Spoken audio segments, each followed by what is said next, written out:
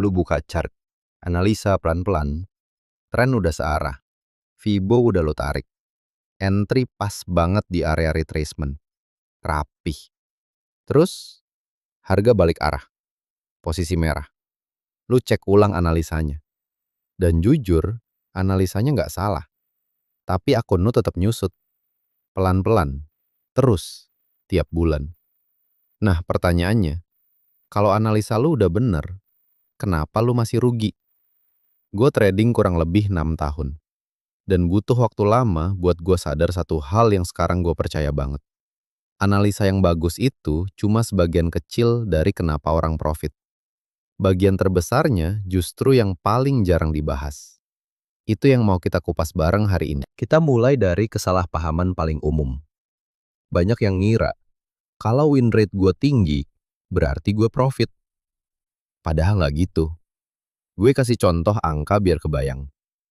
Bayangin win rate lu 60%. Kedengeran bagus banget kan?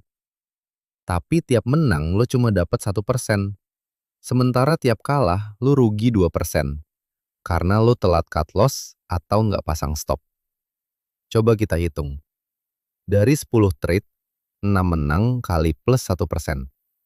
4 kalah kali minus 2%. Hasilnya, minus 0,2%. Lo rugi. Padahal win rate lo 60%. Ingat angka ini. Win rate tinggi nggak ada artinya kalau kerugian lo lebih gede dari keuntungan lo. Jadi masalahnya bukan analisa lo kurang jago, tapi gimana lo ngatur menang dan kalahnya. Dan itu sepenuhnya soal manajemen risiko. Sekarang, bagian yang menurut gue paling penting di seluruh video ini. Kalau lo cuma ingat satu hal, ingat yang ini. Kerugian itu nggak simetris. Maksudnya gini, kalau akun lo rugi 10%, lo butuh untung 11% buat balik modal. Masih wajar. Tapi kalau lu rugi 25%, lu butuh untung 33%. Rugi 50%, lu butuh untung 100%. 2 kali lipat. Cuma buat balik ke titik nol. Dan makin dalam, makin gila. Rugi 75%, lu butuh untung 300%. Rugi 90%, lu butuh untung 900%. Itu hampir mustahil. Jadi makin dalam lu rugi, makin gak masuk akal jalan baliknya. Inilah kenapa jaga akun biar gak rugi besar itu jauh lebih penting daripada ngejar profit besar. Gue tunjukin efeknya ke ukuran posisi. 2 orang sama-sama kena 5 kali kalah beruntun. Yang mana wajar banget kejadian. Orang pertama risk 2% tiap trade. Setelah 5 kali kalah, akunnya turun ke sekitar 90. Cuma turun 10%, butuh untung 11% buat pulih. Masih bisa napas. Orang kedua, risk 10% tiap trade. 5 kali kalah yang sama persis. Akunnya tinggal 59. Turun 41%, butuh untung hampir 70% buat balik. Strategi mereka sama.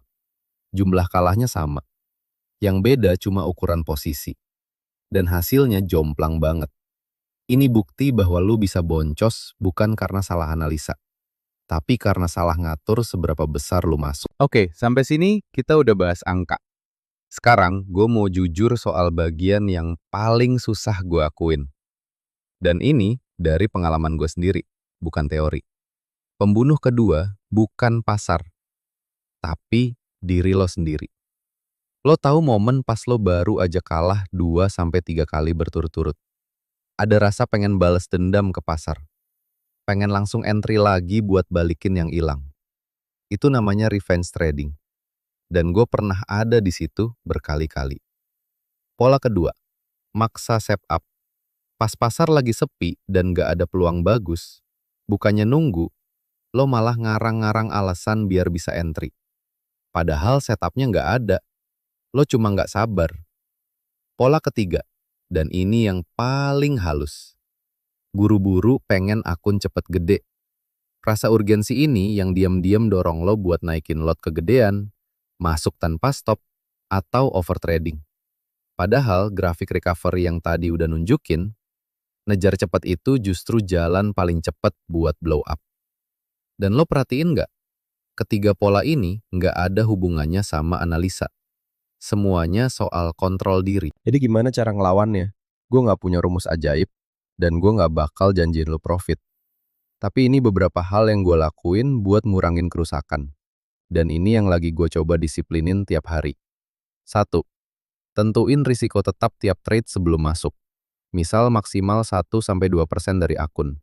Bukan ditebak, tapi dihitung. Ini langsung matiin masalah ukuran posisi yang tadi. 2. Bikin aturan stop harian. Kalau gue udah kalah 2 kali berturut-turut, gue tutup laptop. Selesai. Ini ngeblok revenge trading sebelum dia kejadian. 3. Catat semua trade di jurnal. Bukan cuma menang kalahnya, tapi alasan lo masuk dan perasaan lo waktu itu. Karena pola yang tadi gue sebut tuh baru kelihatan kalau dicatat.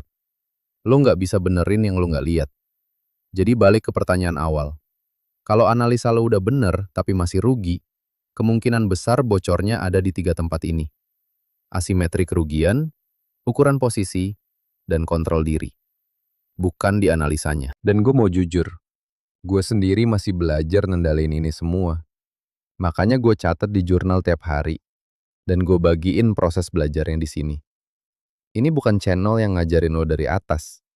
Ini tempat kita belajar bareng. Kalau video ini ada gunanya buat lo, subscribe biar nggak ketinggalan yang berikutnya. Sampai ketemu di video selanjutnya.